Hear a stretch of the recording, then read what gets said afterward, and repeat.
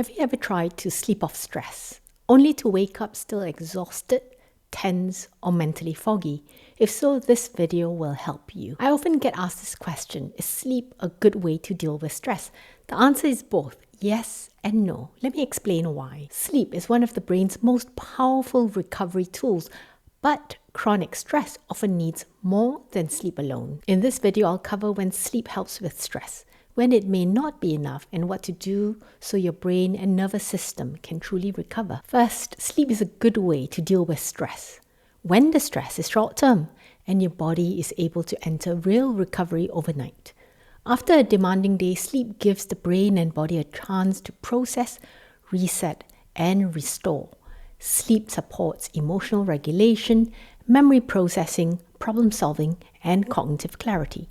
For example, after a high-pressured meeting, difficult decision, travel day, or emotionally demanding conversation, a good night's sleep can make the issue feel less intense the next morning. Think of sleep as an active recovery state, not just doing nothing. It helps your brain's executive performance and emotional processing, particularly parts of your brain called the frontal lobe, that's just behind the forehead here, and the limbic system at the base of your brain. When you feel well rested, you are more likely to respond with choice rather than react. This is the brain resilience side of the brain's method. Sleep is one of the physical foundations that increases your brain's ability to handle stress. The brain's method is a systematic way to consider how you build your brain health ecosystem. It is where both brain resilience, indicated here with BR, and balancing of the nervous system, or ANS of the autonomic nervous system, work together.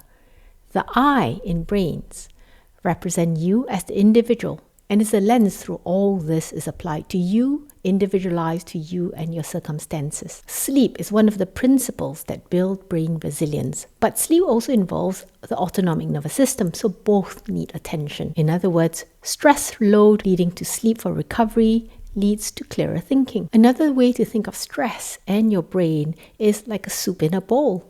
So I have a graphic here showing the soup representing stress and the bowl representing your brain's capacity. In situation when stress becomes chronic, there's an overspilling of the bowl, and there are two options here.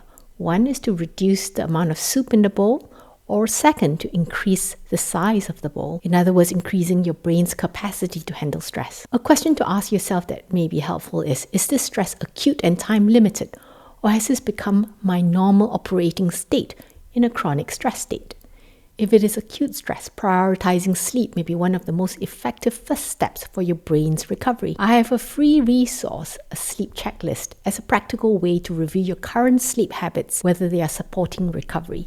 You can use this as a starting point, not as an overhaul, but think of it as a checklist to identify one sleep-supporting habit that may help your brain recover more effectively. But sleep alone does not solve chronic stress.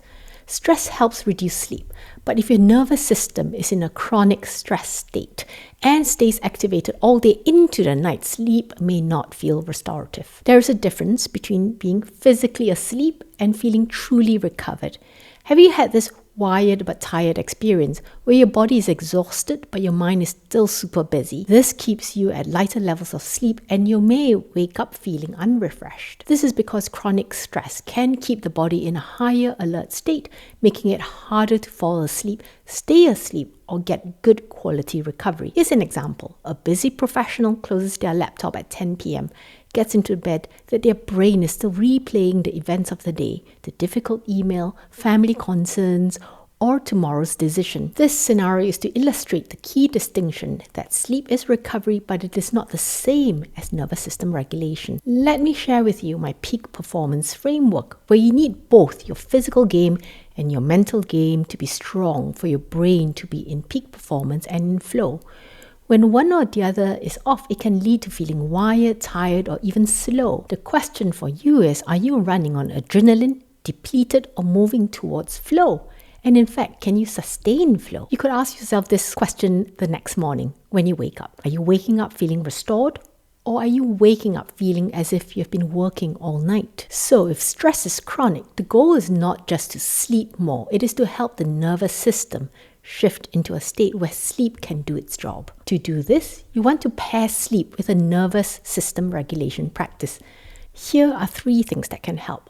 First, breath work. Do 10 cycles of slow breathing with pauses between your inhale and your exhale, and again between your exhale and your inhale.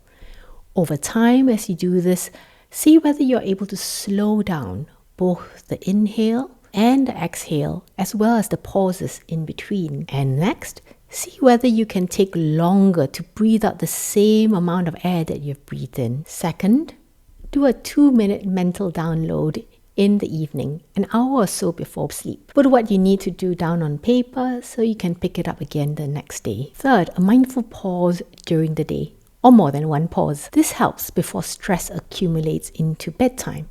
Why do this? Daytime regulation matters because the nervous system does not suddenly switch off at bedtime. Here's an example. After a difficult meeting, notice your emotions, your body. Taking slow, long breaths may make the evening less dysregulated. I often talk about just doing 1% consistently can make a big difference to your brain health and well-being. So just doing one of these 3 practices regularly can compound over time. So just choose today one stress to sleep bridge for this week. It could be breathwork, a brain download, or a daytime pause. In summary, sleep is a good way to deal with stress when your brain and body are able to recover. But if stress has become chronic, sleep works best when paired with a nervous system regulation technique and small personalized habits throughout the day. By doing this, you're not trying to force sleep. You're creating the conditions for your brain and nervous system to recover.